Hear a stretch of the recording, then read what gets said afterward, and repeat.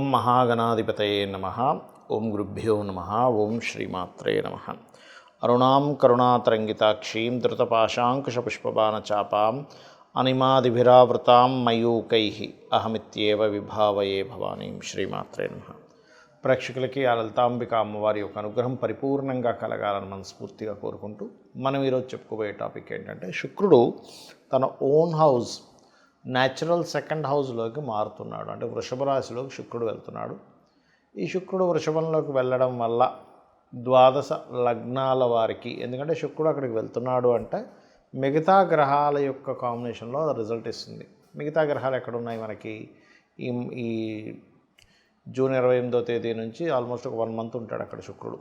ఎక్కడ ఉంటాయి అంటే క్లియర్లీ వృషభం, మిథునంలో రవి, గురు అండ్ కర్కాటకంలోకి బుధుడు రావడము. అదేవిధంగా చూసుకున్నట్లయితే మీకు ఇక్కడ అంటే ఇప్పుడు ప్రజెంట్ దీంతో కలిసి ఉన్నాడు, మిథునంలోనే ఉన్నాడు బుధుడు, కానీ కర్కాటకంలోకి వెళ్తాడు. దాని తర్వాత కుజుడు, కేతువు సింహంలోని, కుంభంలో రాహు, మీనంలో శని ఉన్నాడు. అయితే శుక్రుడు ఓన్ హౌస్లో ఉన్నప్పుడు ద్వాదశ లగ్నాల వారికి, లగ్నం తెలియదండి అంటే రాశి హ్యాపీగా చూసుకోవచ్చు, అందులో ఎటువంటి ఇబ్బంది లేదు. ఎటువంటి మంచి ఫలితాలు ఉన్నాయి? శుక్రుడు మరి ఓన్ హౌస్లో ఉన్నప్పుడు ఏదైనా కొన్ని రాసులకి, కొన్ని భావాలకి ఇబ్బందికరమైన ఫలితాలు ఇస్తాడా? ఇస్తే ముఖ్యంగా ఎటువంటి జాగ్రత్తలు తీసుకోవాలనేటువంటి విషయాలను మనం తెలుసుకుందాం. కర్కాటక లగ్నము, కర్కాటక రాశి. మీకు మాత్రం ఏకాదశంలో శుక్రుడు ఉండడం అనేటువంటిది బిజినెస్లకు మంచిదే, వ్యాపార సంబంధించిన విషయాలకు చాలా చాలా మంచిది. కానీ వివాహ జీవితము, వివాహ సంబంధించినటువంటి విషయాలు, వివాహం అవ్వడానికి మళ్ళీ తోడ్పడతాడండి ఏకాదశంలో శుక్రుడు ఉన్నప్పుడు. కానీ వివాహం తర్వాత ఉండే జీవిత విషయంలో ఏదైనా చిన్న డిస్టర్బెన్స్ వస్తాయి. ఎందుకంటే మీ యొక్క కర్కాటక లగ్నం వారికి ఇక్కడ మనం 2 విషయాలు ప్రధానంగా పరిగణనలో తీసుకోవాలి. కుటుంబ స్థానంలో కుజుడు, కేతు ఉన్నారు. ఏకాదశంలో శుక్రుడు ఉన్నందుకు లగ్జరీ రిలేటెడ్ సంబంధించిన బిజినెస్లు చేసేటువంటి వారికి, లేదా వివాహ ప్రయత్నం చేసేటువంటి వారికి 11లో శుక్రుడు ఖచ్చితంగా యోగిస్తాడు. కానీ అది 11లో ఉన్నంత కాలము ఇదివరకే వివాహం అయినటువంటి వారు జీవిత భాగస్వామి విషయంలో కాస్త జాగ్రత్తగా ఉండండి. అంటే వారితో తెలియని చిన్న మిస్అండర్స్టాండింగ్స్. ఎందుకు అంటే అది కేవలం ఒక శుక్రుడు వల్లని కాదు. 12వ స్థానంలో 6, 9 అధిపతి అయినటువంటి గురువు కంబస్ట్ అయ్యాడు. అంటే డైలీ లైఫ్ సంబంధించిన విషయాల్లో, కొన్ని ధార్మిక సంబంధించిన విషయాల్లో 12వ స్థానం, మీరు చేసేటువంటి సర్వీసెస్ ఏవైతే ఉంటాయో, మీరు చేసే సేవా సంబంధించిన విషయాలు ఏవైతే ఉంటాయో అక్కడ అస్తంగత్వ దోషం రావడం వల్ల మీరు చేసేది మంచి పని అయినప్పటికీ కూడా తెలియని కొన్నిసార్లు అనవసరంగా ఖర్చు అవ్వడం కానివ్వండి, లేదా ఒక్కొక్కసారి మీరు ధార్మికంగా ఉన్నప్పటికీ కూడా ఏదో చిన్న మాట రావడం, ఇట్లాంటివి చూపిస్తున్నాయి. ఎందుకు అంటే కుటుంబ స్థానంలో కుజుడు, కేతు ఉన్నారు. ఎప్పుడైతే కుటుంబ స్థానంలో కుజుడు, కేతు ఉన్నారో, కుజుడు సహజంగానే దశమాధిపతి, పంచమాధిపతి అయినందుకు ఇటువంటి ఫలితాలు ఇస్తుంటాడు. కాబట్టి మీరు ఏం చేస్తారంటే నవగ్రహాల్లో కుజకేతు గ్రహాల దగ్గర దీపారాధన చేయడము, మరియు అదేవిధంగా రవిగ్రహం దగ్గర కూడా కనుక దీపారాధన చేసినట్లయితే ఈ కర్కాటకం ఏదైతే ఉందో 2 గ్రహాల మధ్యన ఉంది. ముందు ఒక 2 గ్రహాలు కుజుడికైతే, వెనకాతలు రవితో పాటు మరి శుభగ్రహం ఉంది కదండి అంటే ఆ యొక్క గురువు కంబస్ట్ అయ్యాడు. కాబట్టి ఇది కనుక చేసినట్లయితే నవగ్రహాల్లో ముఖ్యంగా కుజకేతు రవిగ్రహాల దగ్గర దీపారాధన చేయడము, ఎవరికైనా ధన సంబంధించిన విషయంలో ఇవ్వడం పుచ్చుకునేటువంటి విషయాల్లో కాస్త మీరు ఆ మనీ ట్రాన్స్ఫర్ చేసేటప్పుడు, ఇచ్చిపుచ్చుకోనాలు చేసేటప్పుడు గణపతిని, స్కందుని కనుక తలుచుకున్నట్లయితే అన్ని విధాలా బాగుంటుంది. చాలామంది నన్ను అడుగుతున్న ప్రశ్న ఏమిటంటే, ఏమంటే శుక్రమహర్దశ వస్తే బాగుండాలి కదా. నేను మీకు ఇప్పుడు యూట్యూబ్లో కొన్ని స్టూడెంట్స్ కోసం కొన్ని కేస్ స్టడీస్ పెడుతూ ఉన్నా. అంటే శుక్రదశ అనుకుంటాం మనం, శుక్రుడు కనుక ఎలాంటి పొజిషన్లో ఉంటే అద్భుతంగా యోగిస్తాడు, ఎలాంటి పొజిషన్లో ఉంటే యోగించడు అని. ఎందుకంటే దానికి ఒక రూల్ ఉందండి. ప్రతి గ్రహానికి ఒక ప్లానెట్ గనక ఒక లగ్నం నుంచి ఫలానా స్థానంలో ఉంటేనే ఆ యోగం అనేటువంటిది అద్భుతంగా ఉంటుంది. ఆ స్థానంలో లేనప్పుడు అది నీచభంగ రాజయోగాలు కూడా ఒక్కోసారి ఇబ్బంది పడతాయని చెప్తూ వస్తున్నా. అందుకని మీరు అర్థం చేసుకోవాల్సింది ఏంటంటే, శుక్రుడు అనగానే అద్భుతం, గురువు అనగానే అద్భుతం, లేకపోతే శని అనగానే నీచం అని అనుకోకండి. అది ఎలా ఇస్తుంది? ఎందుకంటే మీరు అర్థం చేసుకోవాల్సింది, ధనము ఒకే రూపంలో రావట్లే ఈ ప్రపంచం మొత్తం కూడా. ఒకరు చెత్త నమ్ముకొని కూడా బిజినెస్ చేస్తే, ఇంకో వ్యక్తి బంగారం అమ్మితే డబ్బులు వస్తున్నాయి, ఇంకో వ్యక్తికి నీరు అమ్మితే డబ్బులు వస్తున్నాయి, ఇంకో వ్యక్తికి ఆక్సిజన్ అమ్మితే డబ్బులు వస్తున్నాయి, ఇంకో వ్యక్తి పెట్రోల్ అమ్మితే డబ్బులు వస్తున్నాయి, ఇంకో వ్యక్తి సర్వీసెస్ చేస్తే ధనం వస్తుంది. అంటే ఏంటి? అన్నీ కారకత్వాలే. ఈ నూనె ఐరన్ ఇదంతా శని. మరి ఐరన్ ద్వారా నూనె ద్వారా వచ్చేప్పటికి శని ద్వారా డబ్బులు వస్తుంది. శని కారకత్వం అదంతా కూడా. శుక్రుడు అంటే వాహనాలు, గృహాలు, లగ్జరీ ఐటమ్స్ ఇవన్నీ. ఇక్కడ ఏంటంటే మనం అర్థం చేసుకోవాల్సింది, శుక్రగ్రహము గనక ఎక్కడా పాడవ్వకుండా మీకు ధనయోగాన్ని ఇచ్చే దాంట్లో ఉంటే 100% లగ్జరియస్గా ఇస్తాడు ధనయోగం. నార్మల్గా ఇవ్వడు.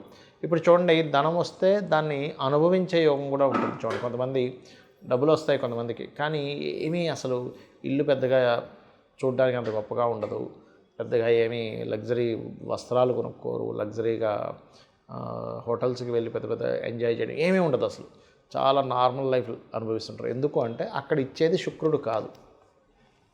అదే ఇచ్చేది శుక్రుడు అనుకోండి, అప్పుడు అలా ఉంటుంది.